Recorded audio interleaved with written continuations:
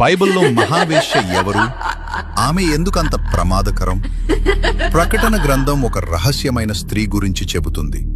ఆమె అందం, ఆమె ప్రభావం దేశాలను, రాజులను మోసగిస్తుంది. కానీ ఆమె ముగింపు భయంకరంగా ఉంటుంది.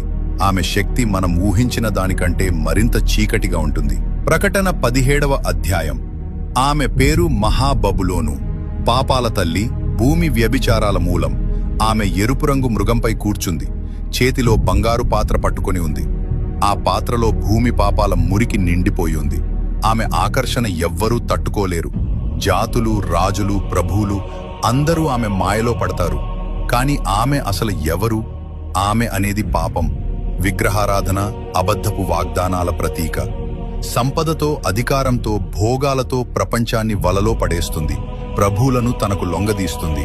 కాని చివరికి వారిని నాశనానికి నెడుతుంది. ప్రకటన 18వ అధ్యాయం. ఒక గంటలోనే ఆమె నాశనం చేయబడుతుంది. ఆమె సంపద, శక్తి, ప్రతిష్ట కేవలం బూడిదైపోతాయి. ఎందుకంటే ఆమె జాతులను పాపం, దురాశ, కామం, గర్వంలో ముంచెత్తిస్తుంది. ఆమె తాకిన ప్రతిదీ నాశనం చేస్తుంది. ఇది కేవలం భవిష్యవాణి కాదు, మనకు ఇచ్చిన హెచ్చరిక. ఈ రోజుల్లో మనం కూడా బబులోను మోసాలకు లోనవుతున్నామా? సంపద కోసం, అధికారము కోసం, భోగం కోసం నీతిని వదిలేస్తున్నామా?